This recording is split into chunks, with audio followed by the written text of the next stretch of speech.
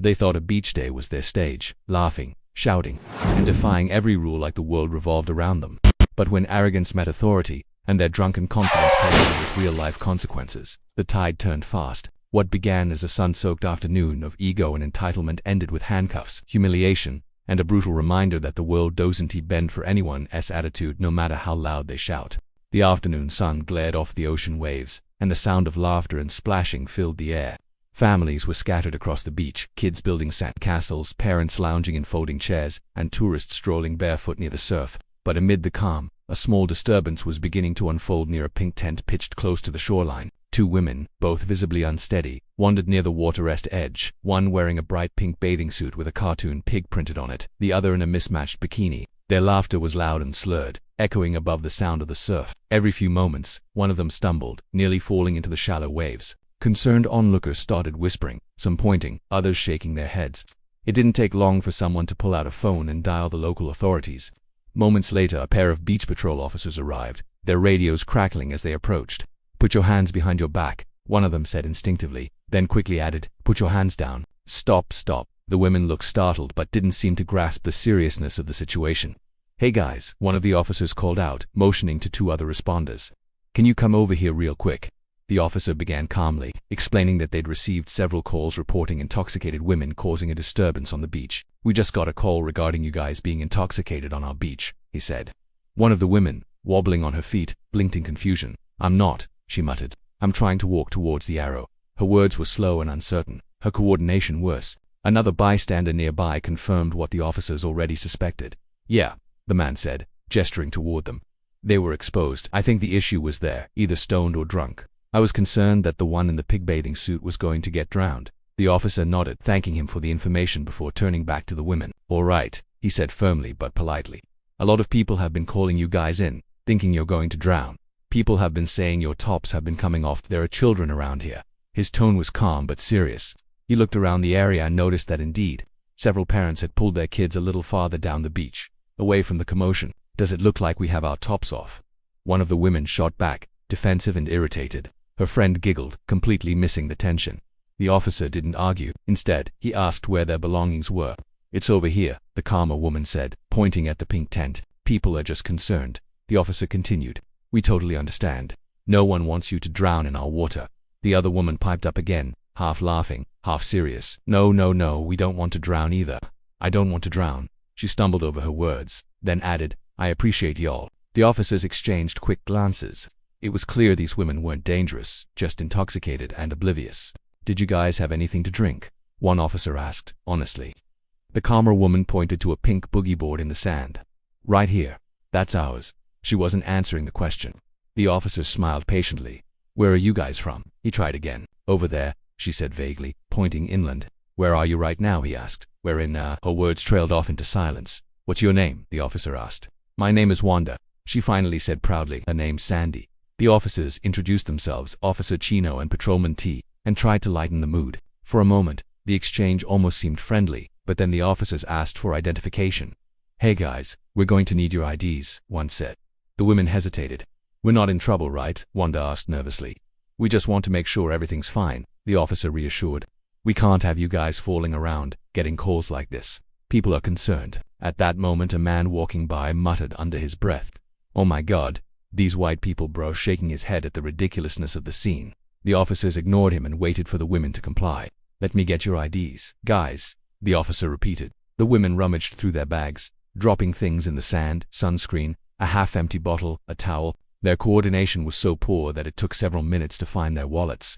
One of the officers quietly noted their condition over the radio, while the other continued to speak with them. "How'd you guys get here?" he asked. "Are you with them?" He said to another woman sitting nearby. "Yeah, I am," she replied.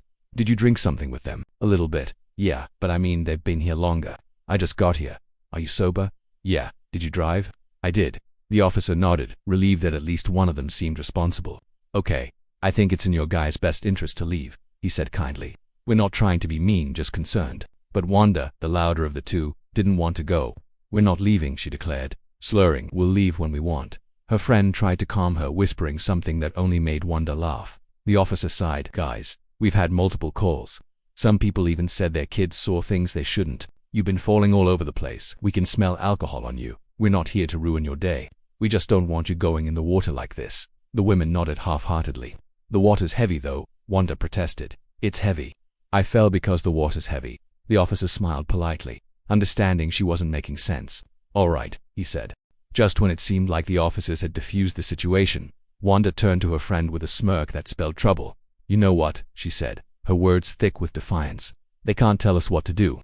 This is our beach too. Her friend Sandy giggled, clearly still intoxicated, and nodded. Yeah, we're not doing anything wrong, she yelled toward the officers. A few beachgoers nearby turned their heads again, sensing the tension returning. The calm that had briefly washed over the scene evaporated as quickly as the tide on the sand. The officers exchanged quick glances. They'd seen this kind of thing before, intoxicated people who became emboldened once they felt safe.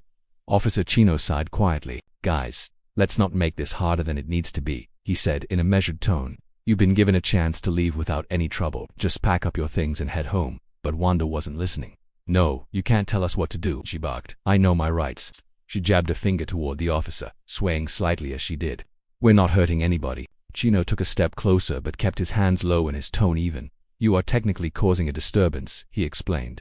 We've received multiple complaints. You've been stumbling into the surf and there are children here. We can't ignore that children, Wanda repeated mockingly. Then maybe they shouldn't be watching, not my problem.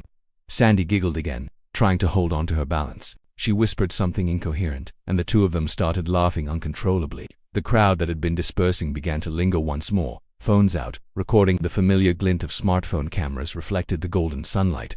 Okay, Officer Chino said quietly to his partner. We're going to have to move forward with this. He stepped toward the women. Ladies, I'm asking you one more time, please grab your belongings and leave peacefully. Wanda crossed her arms. No, the officer's patience was running thin. Then I need you to turn around, he said. You're being detained for public intoxication. That's when Wanda's expression changed completely from smug amusement to sudden disbelief. What? You're arresting me? For what? She shrieked. Ma'am, Chino began, we gave you several chances to leave. You refused to comply, and you're clearly intoxicated. You're creating a scene. I'm not drunk, she yelled. I just can't walk straight because the sand's uneven. Her arms flailed as she stumbled backward, nearly falling into her chair. Her friend Sandy tried to intervene. Hey, she's fine. She's just a little dizzy. Ma'am, please step aside, Officer T said firmly. We don't want anyone getting hurt. The situation escalated quickly. Wanda pulled away as Chino gently reached for her arm. Don't touch me, she screamed. You don't have the right to touch me. Chino kept his composure, his tone calm but firm. You are detained. Please turn around. But Wanda wasn't backing down. This is ridiculous, she shouted. I'm calling my lawyer. Ma'am, put your hands behind your back, he repeated. I didn't do anything. Put your hands behind your back. Now. The sound of the ocean faded beneath the rising tension. Wanda's protests grew louder as Chino tried to guide her wrists together. She resisted, twisting away. The officer's patience was nearing its limit, but he still tried to de-escalate. Don't make this worse, he warned. Stop resisting, Officer T added, moving in to help. I'm not resisting, Wanda yelled, right as she jerked her arm free and nearly toppled over again. The moment her movement became erratic, Chino quickly secured her wrists with a practiced motion. The metallic click of the handcuffs snapped through the air. You can't do this, she cried, tears mixing with anger. You can't arrest me for nothing. Her friend started crying too, her intoxicated emotions swinging wildly. Please, she didn't mean it. She pleaded. She's just upset. Chino guided Wanda gently but firmly toward the patrol ATV parked by the boardwalk. You're under arrest for public intoxication and disorderly conduct, he said. You have the right to remain silent. Anything you say can and will be used against you. As they walked, Wanda's anger flared again. This is so unfair. She yelled for everyone to hear. You're arresting me because I'm having fun. You're ruining my life. Chino didn't respond. He'd heard those words 100 times before. Behind them, Sandy tried to follow, stumbling in the sand as she called out, Wanda, I'll get you out, don't worry. At the edge of the crowd, several people had their phones raised, capturing every moment. A few muttered their opinions, some sympathetic, others exasperated. She did it to herself, one woman said. They gave her every chance. Another man shook his head. You can't argue with cops like that. Not smart. When they reached the ATV, Wanda tried one last time to twist free. I can walk on my own, she yelled, even though she could barely stay upright. You don't have to drag me. No one's dragging you, Chino replied calmly. We're just making sure you don't fall. Her voice rose again, louder and shriller. This is police brutality. You're hurting me. The officer's patience finally cracked. Ma'am, enough, he said sternly. You need to calm down. You're not being hurt. Sandy, now sobbing, tried to run toward her friend, but Officer T stepped in front of her. Ma'am, please stay back. You can follow us to the station if you're sober. I am sober, she insisted. She's my best friend. Please don't take her. I understand, he said evenly. But we can't have you interfering. The officers loaded Wanda onto the ATV's back seat. She sat there, handcuffed and furious, muttering curses under her breath. Her cheeks were red, her eyes watery, a mix of anger, embarrassment, and intoxication. As the ATV started toward the boardwalk, Wanda shouted back at the crowd, "You'll all see, this isn't over." The fluorescent lights in the small beachside holding room buzzed faintly, giving off a pale, sterile glow. Wanda sat slumped in the metal chair, her hands still cuffed loosely in front of her. Her eyes were puffy from crying, her once carefree expression now replaced by a heavy, uneasy silence. The adrenaline that had carried her through her outburst had faded, leaving behind only a gnawing sense of regret and the dull pounding of a hangover starting to creep in. Officer Chino leaned against the counter across the room, typing into the computer while his partner filled out the incident report. Every few seconds, the quiet clicking of keys was interrupted by Wanda's sniffles or the faint crash of waves beyond the open station window. After a while, Chino spoke without looking up. "You need some water?" Wanda hesitated. "Yeah," she said softly. "Please." He nodded toward a cooler in the corner, and another officer set a plastic cup in front of her. She took it with trembling hands, sipping slowly. "Thanks," she murmured. For a moment, there was silence again. The contrast between the loud, chaotic beach scene and the stillness of the room was almost jarring. Chino finally turned from his screen and studied her expression. "You know," he said evenly, "this didn't have to go that way out there." "I know," Wanda muttered. I got carried away." He nodded slightly. "You had a few chances to walk away peacefully. We weren't trying to make an example out of you. I thought you were picking on us," she admitted, her voice cracking. "Everyone was staring. I just wanted to defend myself." Chino's tone softened. "No one was trying to embarrass you, ma'am. But when people start calling 911 because they think someone is going to drown and then that person starts shouting at officers, it becomes our job to step in." Wanda didn't reply. She stared at the floor, her thoughts spinning. The room felt smaller by the minute, the air thicker. She thought about how ridiculous she must have looked, yelling, stumbling, insisting she wasn't drunk while slurring every word. It hit her all at once. She wasn't the victim in that situation. She was the problem. After a long pause, she looked up. "What happens now?" Chino pulled a form from the desk. "We'll process your information, write a citation for public intoxication, and release you when you're sober. You're not looking at jail time unless there's a prior record we don't know about." She nodded faintly. "No record. That's good," he said. "Then it's just a fine and a note to appear in court if required." She exhaled shakily, relieved but still humiliated. About 20 minutes later, the station door creaked open. Sandy stumbled inside, her hair windblown and her eyes red from crying. "Oh my God, Wanda," she cried, rushing toward her friend. "Are you okay?" "I'm fine," Wanda mumbled. Sandy turned to the officers, her words spilling out in a jumble. "Please, can she just go home? We didn't mean for this to happen. We were just having fun. Everyone was drinking. It's the beach." Officer T folded his arms. "Ma'am, we're not saying you can't have fun. But there's a line. When people start calling because they think you're in danger, it stops being fun and starts being a problem." Sandy nodded, teary-eyed. I know. I should have stopped her." Chino gave a small, understanding nod. "You can take her home once she's processed. She's not being held overnight." Sandy let out a breath of relief. She moved closer to Wanda, gripping her shoulder. "You scared me," she whispered. Wanda looked up, guilt washing over her. "I scared myself," she admitted quietly. The processing took another 20 minutes. Fingerprints, a quick statement, a signed release form. By the time it was over, Wanda looked utterly drained. The playful energy that had defined her earlier was gone, replaced by a subdued, humbled expression. When she was finally uncuffed, she rubbed her wrists absently.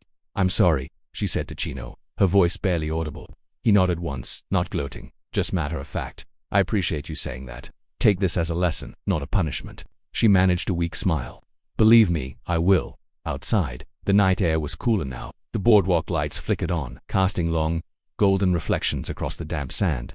The noise of the beach had quieted. Most families had packed up, leaving only the sound of waves and the occasional cry of a distant gull. As Sandy helped her walk toward their car, Wanda suddenly stopped and looked out toward the ocean. The dark waves rolled endlessly, indifferent to her humiliation, her outburst or her lesson. "I made a fool of myself, didn't I?" she said. Sandy hesitated, then nodded. "Yeah, kinda." They both laughed softly, the sound weary but genuine. "You know," Wanda said, staring at the horizon, "it's weird how quick things can turn. One minute you're laughing, the next you're in handcuffs." Sandy wrapped an arm around her shoulders. "At least you didn't hurt anyone." "You'll laugh about it later." "Maybe," Wanda replied. "Just not today." Back inside the station, Chino finished filing the report. He leaned back in his chair and rubbed his temples. "It's always the same," he said to his partner. "People come here to relax, drink too much, and then they think we're the bad guys for trying to keep them safe. T shrugged. At least this one didn't end in cuffs and a trip to the hospital. That's something, Chino chuckled quietly. True. He stood and walked to the window, watching the two women disappear into the parking lot. Sandy was half supporting Wanda as they walked, their shadows long under the orange glow of the streetlights. For all her bluster and defiance, Wanda looked small now, fragile even. The morning after the arrest, sunlight crept through the blinds of Wanda's small apartment. Her head throbbed, her mouth felt dry as sandpaper, and for a moment, she didn't remember what had happened. The details of the previous day came back slowly, the laughter, the yelling, the flashing lights of the patrol vehicle, and the cold touch of handcuffs around her wrists. She groaned and rolled over, grabbing her phone from the nightstand. Dozens of notifications lit up the screen, texts, missed calls, social media alerts. Her stomach sank. Wanda's heart dropped. She opened the app hesitantly, and there it was, a shaky phone video with the caption, "Drunk women cause scene on Clearwater Beach. One arrested after refusing to leave." The thumbnail showed her stumbling, shouting at the officers, her face red and defiant. The video already had over 50,000 views. "God, no," she whispered, pressing a hand over her mouth. She watched in silent horror as the footage played, her arguing, denying she was drunk, pointing her finger at Officer Chino, screaming about her rights. Every second of it looked worse than she remembered. She scrolled faster, her chest tightening. A few people defended her, strangers claiming the cops were too harsh, but even those comments made her cringe. She didn't deserve defense. She knew it now. Her phone buzzed again. It was Sandy calling. Wanda hesitated, then answered. "Hey," she said weakly. "Oh my God, Wanda," Sandy said, sounding half worried, half exhausted. "Are you okay? I saw the video. Everyone's talking about it." "I know," Wanda said quietly. "I saw it too. This is bad." Sandy sighed. "It's on TikTok now. People are remixing it, adding music. It's everywhere." Wanda closed her eyes. "Great, I'm a meme now." "Listen," Sandy said softly. "I know it's embarrassing, but don't look at the comments, just don't." "I can't help it," Wanda muttered. "It's like watching my own stupidity on repeat." For a long time, neither of them spoke. The only sound was Wanda's quiet breathing and the faint hum of traffic outside. "I can't believe I acted like that," Wanda finally said. "I was horrible to those officers. I made such a fool of myself." Sandy sighed. "You were drunk, Wanda. You weren't thinking straight." "That's not an excuse," Wanda said firmly. "They warned me over and over, and I just kept yelling. I looked like a total maniac." There was pain in her voice now, not just embarrassment, but remorse. Later that afternoon, Wanda decided she couldn't hide forever. She threw on a hoodie and sunglasses and drove to the beach where everything had happened. The place looked completely different in the daylight, calm, quiet, families setting up umbrellas, kids chasing seagulls. It was hard to believe that only 24 hours earlier, she'd been at the center of chaos. She stood near the same spot by the water, the pink tent now gone, the sand smoothed over by the tide. For a while, she just watched the waves roll in, each one seeming to erase a bit more of her shame. "Hey," she turned. Officer Chino was standing a few feet away, holding a cup of coffee. He wasn't in uniform this time, just wearing a t-shirt and shorts, clearly off duty. "Oh," Wanda said awkwardly. "Hi." He gave a polite nod. "Didn't expect to see you back here." "I didn't expect to come back," she admitted. "I just needed to." Chino studied her expression. No anger, no defiance this time, just sincerity. "Rough morning, huh?" "You could say that," Wanda said with a hollow laugh. "I saw the video." "Yeah, it's making the rounds," he said calmly. "Doesn't take long these days." "I look awful," she said, her voice cracking. "I just wanted to apologize. For how I acted. For yelling, for not listening. You were just doing your job." He nodded slowly. "Thank you. That means a lot. Most people double down when something like that happens." "I almost did," she admitted, "but then I watched myself. I couldn't believe that was me." Chino took a sip of coffee. "You'd be surprised how often we hear that." She smiled faintly. "Well, I guess I learned my lesson the hard way." He shrugged. "At least you learned it. Some don't." They stood in silence for a moment, both watching the water. A little girl nearby laughed as she chased a beach ball. The sound was pure, innocent, the kind of peace Wanda realized she'd disrupted. "I'm gonna lay low for a while," she said quietly. "Maybe do something productive, volunteer, or I don't know, just get my life back together." "That's a good start," Chino replied. "Own it, fix it, and move forward. That's all anyone can do." Wanda nodded. "I plan to." As Chino walked away, Wanda stayed for a while longer. She took a deep breath of the salty air, feeling it sting her lungs in a strangely cleansing way. The beach no longer felt like a place of humiliation, it felt like a place of reflection. In the following days, the online buzz began to fade. New viral stories replaced hers, and soon her 15 minutes of infamy were nearly forgotten. But Wanda didn't forget. She couldn't. She stopped drinking for a while, started journaling, and even joined a local community cleanup program that met at the same beach every weekend. One morning, as she picked up empty cans from the sand, a little boy ran past her laughing, and it hit her how close she'd come to being a danger rather than a bystander. Weeks later, she spotted Officer Chino again, this time supervising a group of volunteers. He gave her a nod. "Good to see you back out here," he said. "You too," she replied with a genuine smile. "Different circumstances this time, much better ones," he agreed. And for the first time since that chaotic afternoon, Wanda truly smiled, not the forced grin of denial or drunken confidence, but a quiet, honest smile that came from somewhere deeper. As she watched the waves roll in again, she realized something simple but powerful. Life doesn't ruin you with one mistake. It gives you a chance to rebuild, but only if you were brave enough to face what you did. That day, as the tide came and went, the woman once known online as Drunk Beach Lady finally washed away the last trace of her old self, leaving behind something far more meaningful: humility, growth, and peace.